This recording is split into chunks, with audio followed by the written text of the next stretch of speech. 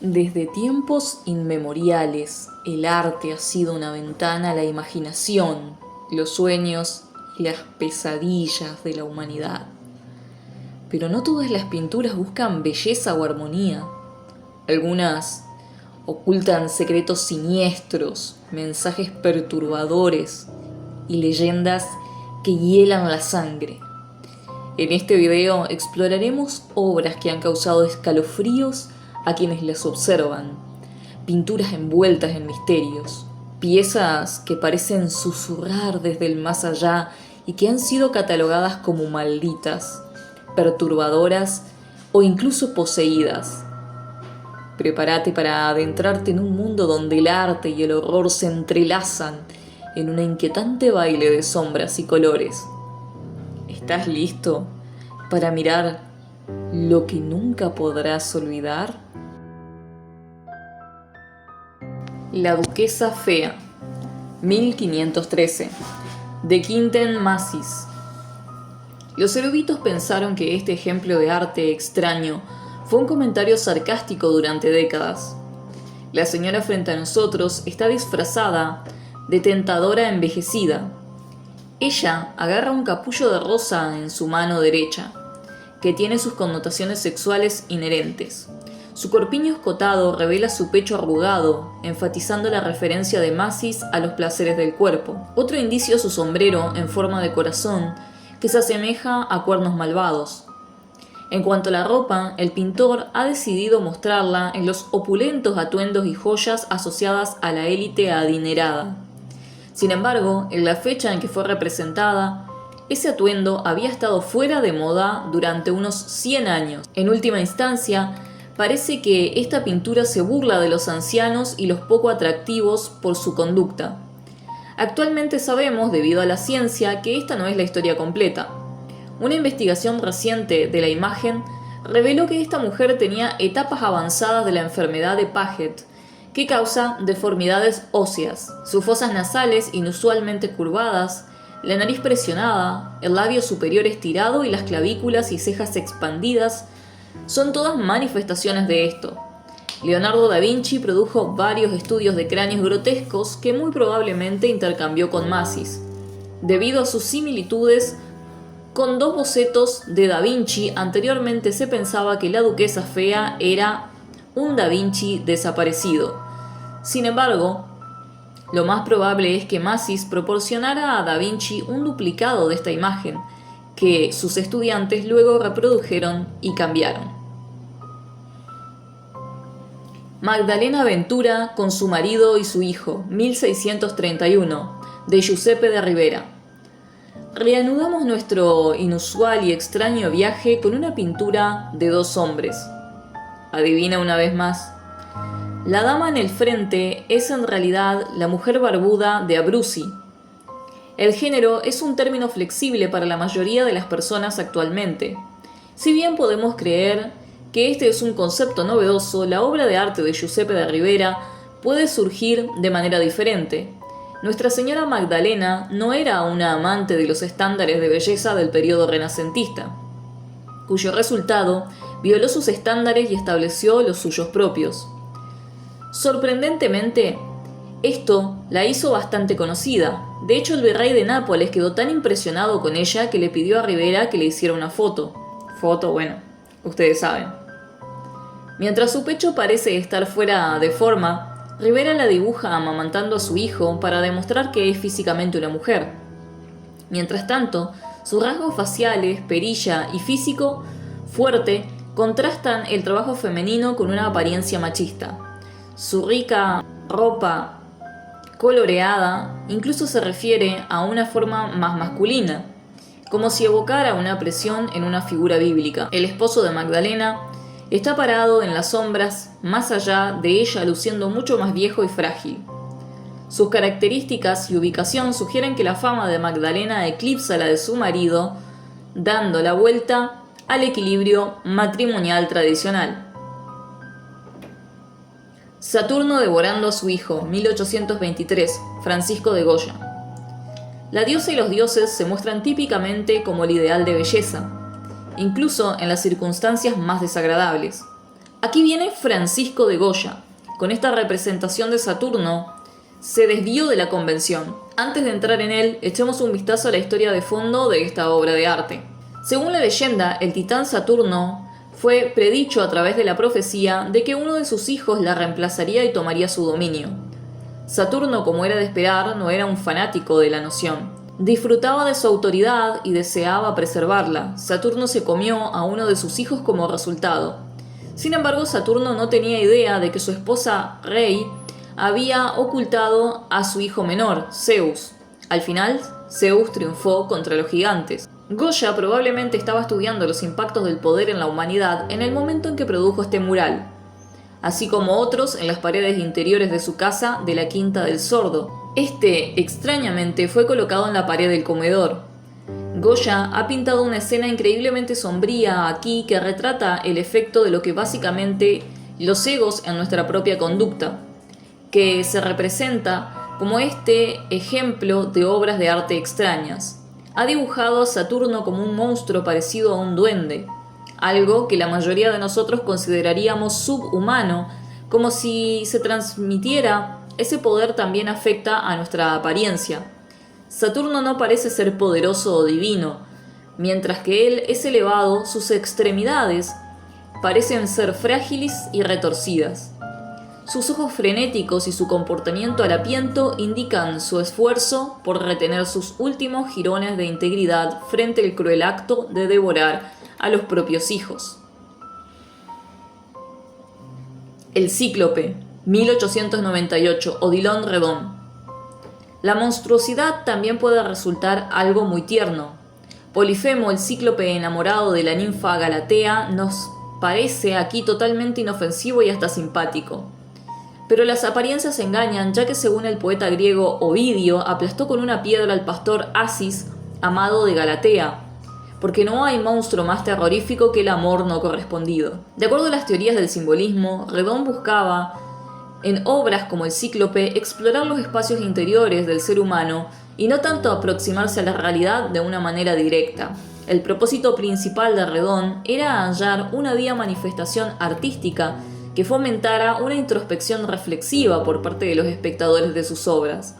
Redon estaba convencido acerca de la existencia de una visión interna con la cual podían obtenerse detalles de la psique profunda y plasmarlo en pinturas rebosantes de imaginación y originalidad, con temáticas oníricas y fantásticas.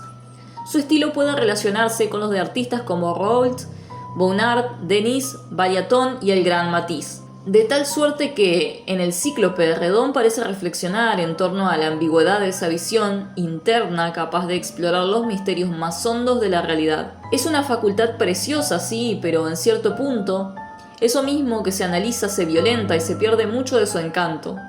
El mundo se gesta en la pureza de Galatea, en la contemplación interior, pero la imperiosidad de Polifemo no debe afrentar ese tesoro de vida espiritual.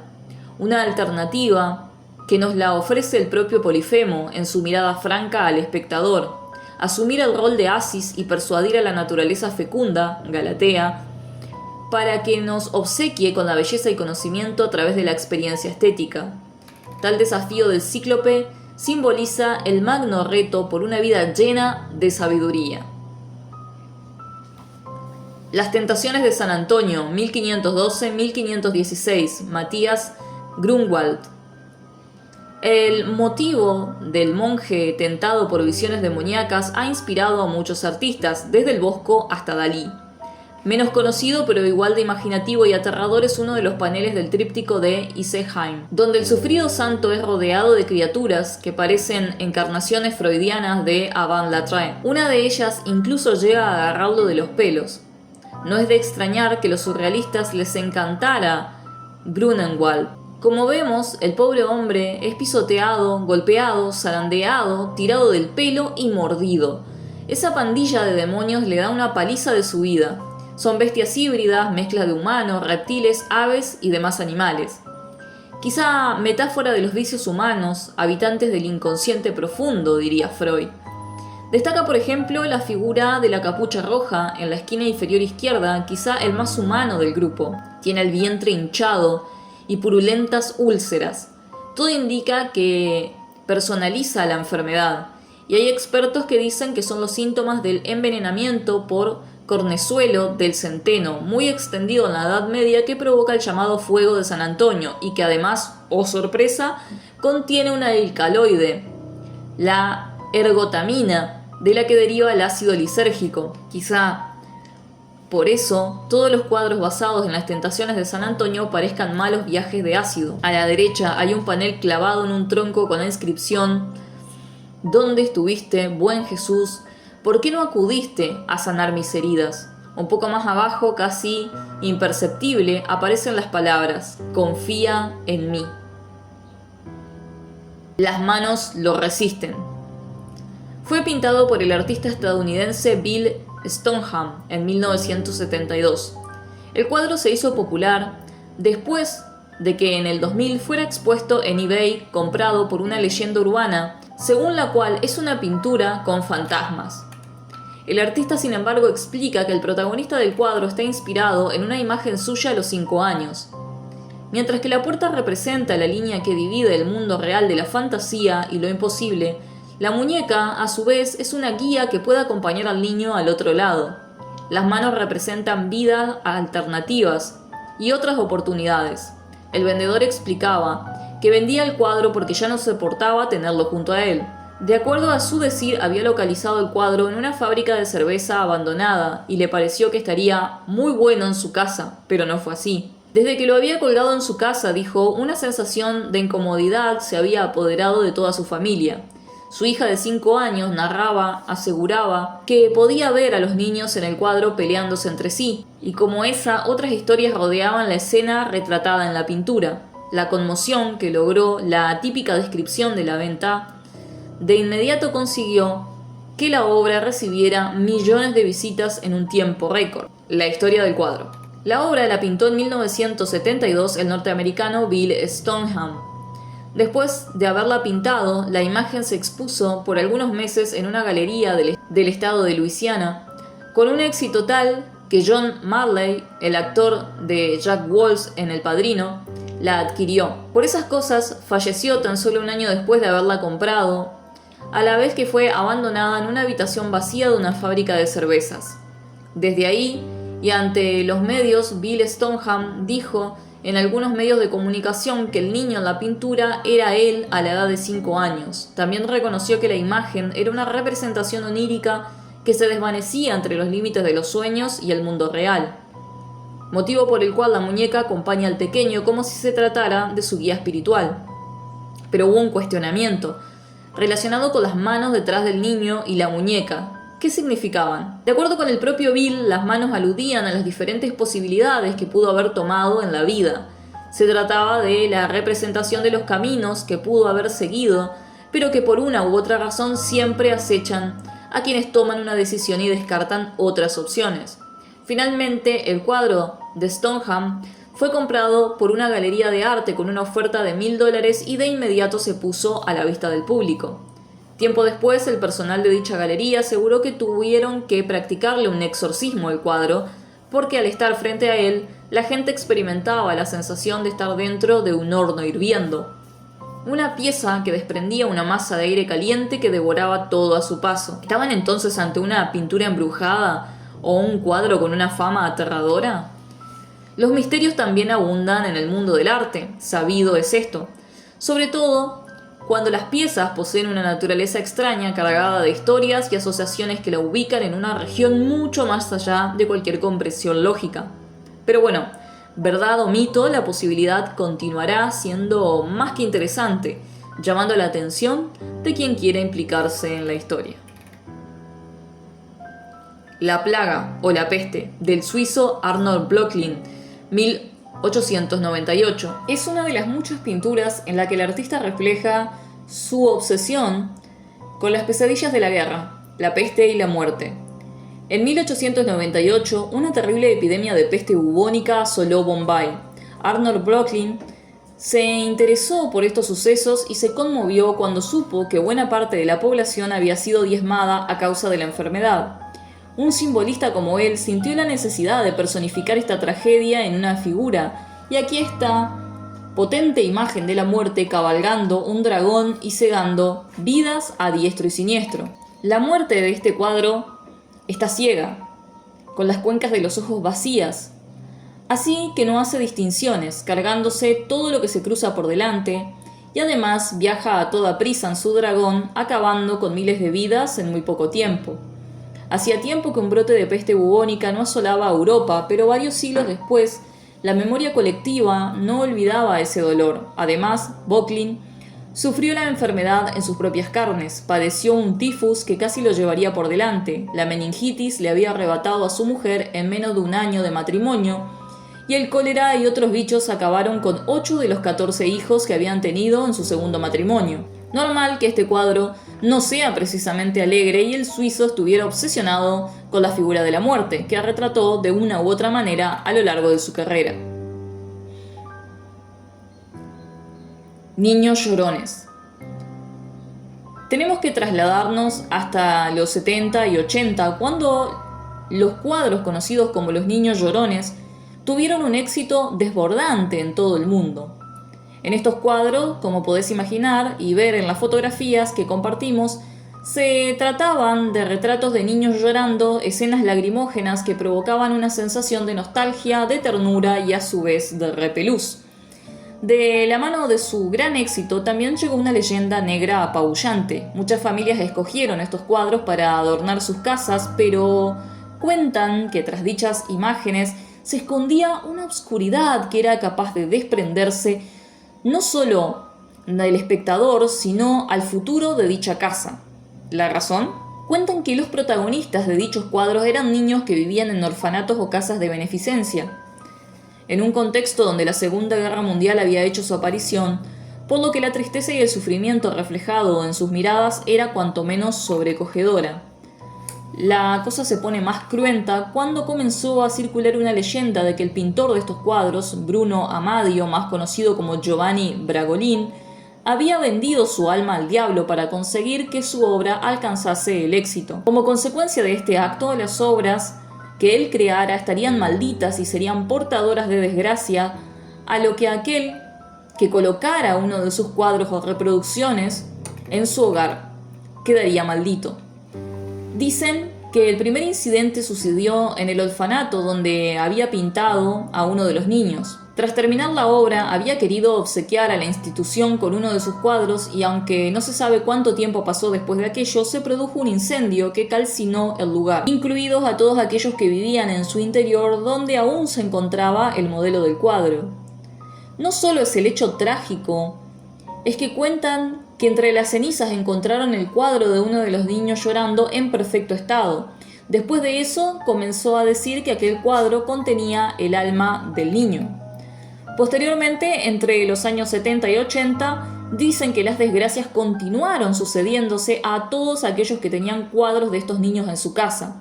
En la mayoría de los casos se sucedían incendios que reducían a ceniza tanto a la casa como a sus habitantes, mientras que los cuadros permanecían en buen estado.